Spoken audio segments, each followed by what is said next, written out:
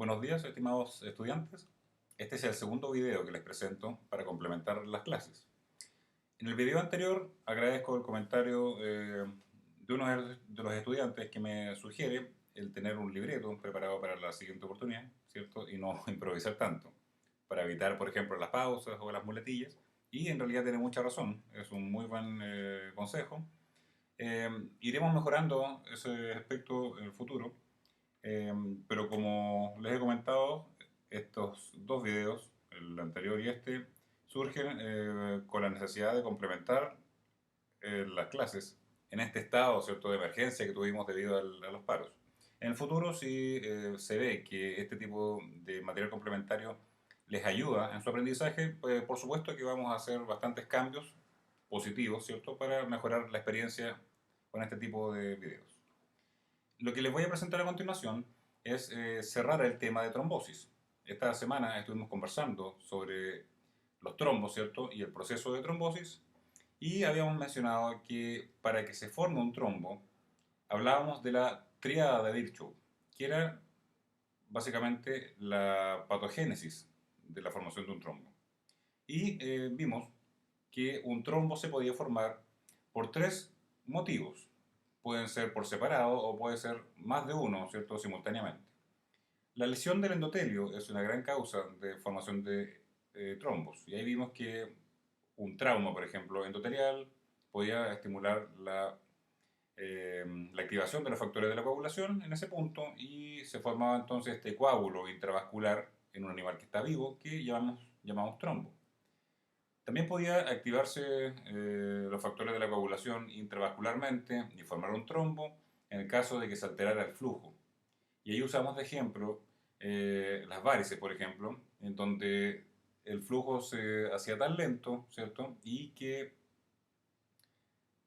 conducía a la formación de este trombo, o también alteraciones de flujo como las turbulencias. Y ahí mencionamos el caso de un ateroma, en que este levantamiento del endotelio, producto de las placas de colesterol, podía provocar una turbulencia, especialmente en las arterias, y favorecer la trombosis. Y un tercer punto era la alteración de la composición sanguínea, que les mencionaba que no era tan común en nuestro medio, pero sí era importante conocerlo, muchos de ellos con un origen genético, y que se conoce como una hipercoagulabilidad de la sangre, es decir, una tendencia de ese paciente a que su sangre coagule más de lo normal. Puede ser por un exceso de factores procoagulantes o una disminución de factores anticoagulantes. Estos tres componentes entonces integraban la triada de Virchow, que ahí también está entonces esquematizado en la figura inferior izquierda. Como ejemplo, ¿cierto? Vimos este pulmón, un pulmón de color bastante oscuro, el parénquima. Yo les comentaba que correspondía a un pulmón de un fumador, donde se ve también que en su sistema circulatorio, ¿cierto? Aquí probablemente corresponde a arterias.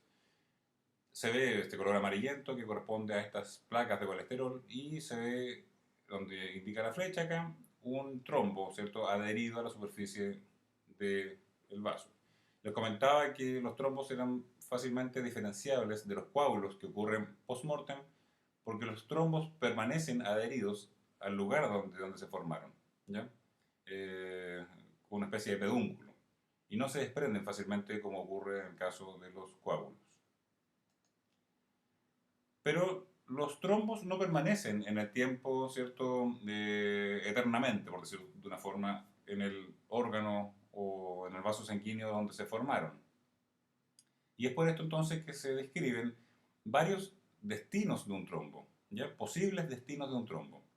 Significa que entonces, ¿qué le puede ocurrir a ese trombo una vez que se formó? Y ahí entonces se reconocen básicamente cuatro posibilidades. Que ese trombo se propague, es decir, este trombo aumenta la cantidad de plaquetas, fibrina y eritrocitos, ¿cierto? Creciendo, ¿ya? Obstruyendo finalmente el vaso sanguíneo. Entonces se propaga. Recordemos que los factores de la coagulación, una vez que se activan y comienza el proceso de formación de un coágulo o un trombo, se convierte en un sitio que favorece, a su vez, la activación de los factores de la coagulación. Por lo tanto, comienza una reacción en cadena, ¿ya? Entonces, finalmente el trombo se puede propagar, crecer y obstruir totalmente ese vaso sanguíneo. También puede ocurrir que este trombo embolice, ¿ya? Genere una embolia. A este trombo que genera una embolia se le llama tromboémbolo. ¿A qué se refiere este aspecto? Es que este trombo se desprende por completo o parte de este trombo y llegue a otras partes del sistema circulatorio más distantes. Vamos a ver a continuación que no todos los émbolos corresponden a trombos, ¿ya? Eso lo vamos a ver a continuación. Una tercera posibilidad es que este trombo se disuelva, es decir, desaparece por un proceso fibrinolítico. Y este proceso es frecuente. Nosotros diariamente estamos expuestos a la formación de pequeños trombos y nuestro sistema circulatorio está preparado de alguna forma a disolverlos rápidamente mediante un proceso de fibrinolisis, ¿ya? Por lo tanto, entonces se disuelve ese trombo. Y finalmente, este trombo a veces se puede organizar y recanalizar. ¿Qué significa? Que este trombo puede sufrir una inflamación y fibrosis, ¿cierto? Donde se convierte finalmente en una estructura más sólida, inerte, o bien sufrir angiogénesis, es decir, se forman nuevos vasos sanguíneos a través de él y se reactiva total o parcialmente la circulación que había sido impedida en ese vaso sanguíneo. ¿Ya? 4 entonces posibilidades que ocurran con este trombo. Acá en esta imagen, por ejemplo, vemos pulmón, ¿cierto? Un pulmón distinto al que vimos anteriormente, donde se logra ver, donde se está mostrando con el puntero, un trombo y si ustedes se fijan tiene una especie de cola, ¿ya? Una prolongación. Esto es una propagación. Probablemente el trombo inicial era esta masa que se ve ahí con el puntero y lo demás fue lo que se fue agregando a este trombo, ¿ya? Entonces el trombo en este caso se propagó. Y la imagen que ven acá, que corresponde a un pulmón, que se ve distinto a los anteriores porque está fijado, ¿ya? Fue fijado con formalina y cortado, donde se ve entonces parte del parénquima alveolar, vasos sanguíneos y llama la atención un vaso mayor, ¿cierto? Donde se ve que tiene 4 o 5 estructuras que corresponden a nuevos vasos sanguíneos que se formaron a través de este trombo, ¿cierto? Que está obstruyendo el vaso, ¿ya? Esto es una recanalización. Si ustedes se fijan, estos nuevos vasos tienen una forma más irregular. Probablemente esta forma irregular favorece que se formen o se generen turbulencias. Y eso favorecería a la formación de nuevos trombos, ¿ya? Pero esta recanalización en primera instancia favorece la nueva irrigación o drenaje, dependiendo del tipo de vaso que sea, de la sangre. Mencionamos el concepto de émbolo, ya embolismo, es un concepto importante de tener en consideración. Porque muchas veces cuando hablamos de émbolo nos referimos únicamente a este trombo que se desprendió y circula por la sangre. Pero les voy a presentar ahora que no todos los émbolos corresponden a trombos. ¿Por qué? El embolismo o embolia consiste en el desplazamiento por la sangre de una masa sólida, líquida o gaseosa que es arrastrada por la corriente sanguínea y termina muchas veces enclavándose en un sitio distante al punto de origen. Es decir, entonces, un émbolo corresponde a cualquier estructura sólida, líquida o gaseosa distinta a la sangre que circula a través de ella, ¿cierto? Y podría terminar alojada entonces en un órgano distante y obviamente alterar el flujo o el drenaje sanguíneo. ¿Qué tipo de embolias conocemos? Embolia grasa, por ejemplo, podría ocurrir, no se refiere a grasa, por ejemplo, triglicéridos de la sangre, ni colesterol sanguíneo, sino que se refiere a literalmente grasa, por ejemplo, subcutánea, que podría ir por algún tipo de accidente y ser aspirado por una arteria y entonces tener una embolia grasa. Hay casos descritos de accidentales de pacientes humanos, ¿cierto?, que se han hecho liposucción y ustedes recordarán que la liposucción es un proceso, por decirlo de una manera, de aspiración de grasa con un aparatito que simula, ¿cierto?, una aspiradora, ¿ya? Obviamente si hay algún médico escuchando dirá que no es tan simple, pero para decirlo de una manera bien reducida, consiste en aspirar grasa, por lo tanto hay ruptura muchas veces de vasos sanguíneos y esa grasa que se va aspirando, esos fragmentos podrían ir de alguna forma a parar a al vaso ser aspirado y convertirse en un émbolo de grasa. En nuestro medio, muchas veces producto del sacrificio, cuando ocurre, por ejemplo, en el campo, un animal que lo faenan, al cortar el cuello, la grasa que está en esa zona podría ser aspirada por los vasos sanguíneos que están abajo, ¿cierto? Y muchas veces podría ser un hallazgo casual posteriormente que se aspiró algo de grasa, ¿no? Obviamente la causa de muerte no es ese émbolo, sino que fue el degollamiento, ¿ya? Lo importante es que es grasa que puede ir entonces a parar la circulación por algún tipo de accidente o de proceso traumático del vaso y convertirse entonces en una embolia. Embolia de médula ósea, ¿cierto? Recordemos que la médula ósea está localizada en la médula de los huesos. Por lo tanto, para que esa médula termine circulando en la sangre, tendría que ocurrir un proceso traumático, una fractura, por ejemplo, de hueso en la cual se rompe un vaso sanguíneo, hay también contacto con la médula ósea y podría ser de repente aspirado por esta arteria que está rota muy cerca de la médula ósea y aspirar parte de la médula. Hay embolos bacterianos, es decir, bacterias y parásitos que a veces circulan, ¿cierto?, con una colonia o circulan como parásitos por la sangre y se convierten en un émbolo parasitario. Vamos a conversar el segundo semestre que las neoplasias, es decir, cáncer, muchas veces grupos de células cancerígenas se desplazan por la sangre para realizar metástasis, ¿ya? Una colonización a distancia. Y lo hacen mediante la formación de émbolos. Embolia de líquido amniótico es otro ejemplo de un émbolo, en este caso un émbolo líquido, en que en el parto, por algún motivo, ¿cierto?, el líquido amniótico podría ser aspirado por alguna arteria y terminar circulando en sangre, ¿ya? A pesar de que uno podría pensar de que, bueno, ¿cómo un líquido se convierte en un émbolo? Recordemos que el líquido amniótico no tiene la misma naturaleza que la sangre, por lo tanto, muchas veces pueden mantenerse separados, tal como el aceite y el agua son líquidos, pero permanecen en estados separados, ¿ya? Y finalmente otro ejemplo, la embolia gaseosa, que ha sido descrito, por ejemplo, en el caso de los buzos, que realizan o ascienden después de varias horas de buceo rápidamente, se genera esta embolia gaseosa en su sangre, y por eso tienen que pasar por un proceso de descompresión. En nuestro medio, medicina veterinaria, no tenemos casos de embolia gaseosa por este motivo, pero sí, por ejemplo, puede ser de origen iatrogénico. Significa que por un error médico, por ejemplo, podríamos estar inyectando burbujas de gas a la sangre. Por ejemplo, si no se elimina la burbuja de gas en una jeringa o en el suero y podríamos estar inyectándolo directamente a una vena generalmente, ¿ya?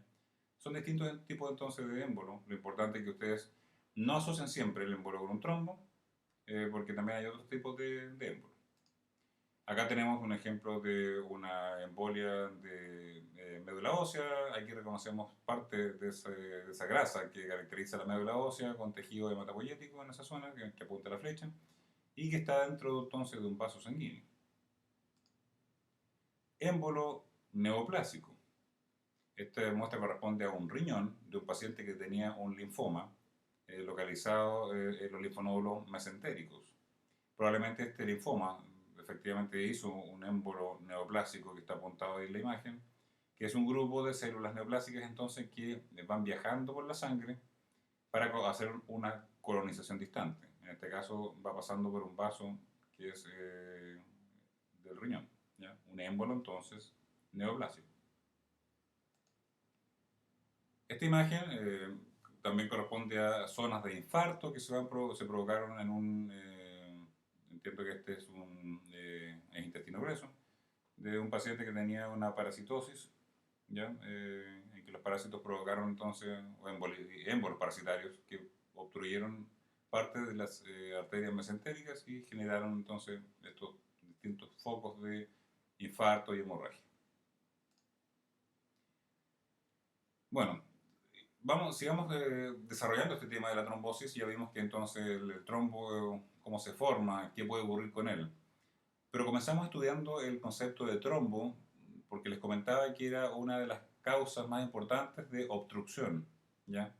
De obstrucción tanto de tipo venoso como arterial. Y ya desarrollamos la idea de la congestión, ¿cierto? Que ocurría cuando había una obstrucción venosa en las clases anteriores.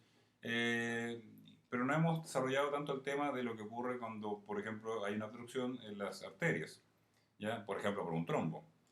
Y ahí entonces sale el concepto de isquemia, que la isquemia se define como una falta de irrigación de un órgano o a la anemia tisular localizada, ¿ya? O deficiencia local de sangre en un tejido.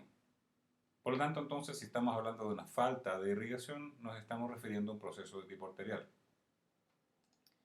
Por ejemplo, acá tenemos, supongamos una obstrucción, un trombo que esté localizado en esta arteria circunfleja, podría provocar entonces una isquemia en esta área más distante del corazón, el área que estaba siendo irrigada por esta arteria, ¿ya? ¿Qué consecuencias podría tener esta falta de irrigación de esta área del corazón? Y acá tenemos entonces este nuevo concepto que probablemente todos han escuchado en algún momento, que es el de infarto, ¿ya? Y el infarto es un área de necrosis isquémica debido a la interrupción, ¿ya? El riego arterial o el drenaje venoso de un determinado tejido. Acá llama la atención, ¿cierto?, que también se incluye una falta de drenaje venoso y efectivamente también podría una congestión terminar en un infarto. Pero son mucho más frecuentes los infartos que se provocan por una falta de irrigación arterial, ¿ya? Por isquemia. Entonces, si el tejido se necrosa, ¿ya? Concepto que vimos esta semana, necrosis, si ese tejido sufre necrosis, estaríamos, de nuevo, si este tejido sufre necrosis por falta de irrigación, hablamos entonces de un infarto. Hay infartos de color rojo y otros de color blanco, ¿ya? Se hizo esta distinción solamente por la morfología. Es más frecuente los infartos de color rojo en órganos más blandos, pulmón, por ejemplo, cerebro, ¿ya? En la cual esta zona infartada se llena rápidamente de sangre, de hemorragia, ¿cierto? Y se ven de color rojo. Hay infartos blancos que se describen más en los órganos más sólidos, riñón, músculo, ya músculo esquelético, en que por su estructura más sólida muchas veces los infartos se ven primero de color blanco.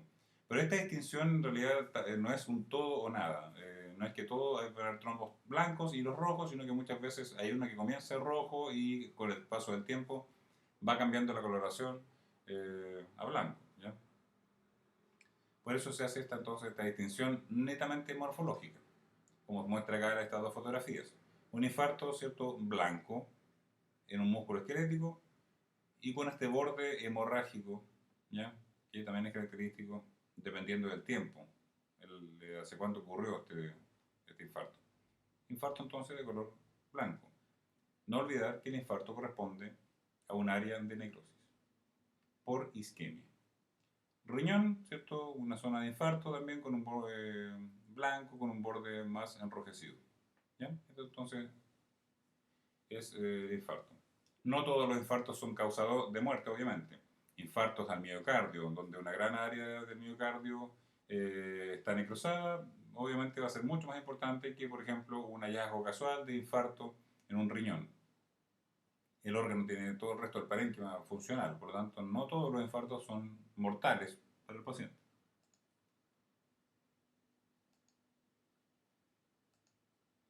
A ver qué pasa.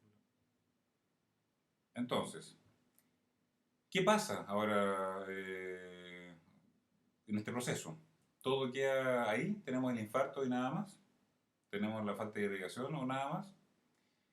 Tenemos entonces en consideración que los órganos que están congestivos sufren un proceso de hipoxia tisular. Los órganos con isquemia también sufren una hipoxia tisular. Ahora, ¿qué pasa con las células en esos tejidos? Porque hemos hablado ahora de lo que ocurre macroscópicamente del órgano en su totalidad, ¿cierto? Lo que ocurría en la arteria, lo que ocurre en la vena. Pero ¿qué pasa con las células entonces que en ese momento están empezando a sufrir un proceso hipóxico o un proceso isquémico? ¿Ya? ¿Qué va a pasar con ellas? Y es el tema entonces que va a quedar pendiente porque es tremendamente importante ver lo que sucede, ¿ya? Y eso va a quedar entonces como una clase sola. Bueno, espero que les haya servido este video complementario. Utilícelo para estudiar, obviamente, y insisto, tal como les dije al principio de la presentación, gracias al comentario de Eduardo, en esta primera oportunidad, ¿cierto? Mientras vemos si este tipo de actividad les resulta, se irá puliendo, ¿ya? Esto fue igual con harto esfuerzo y tiempo, así que les agradezco su atención y espero entonces que les sirva, ¿ya? Nos vemos.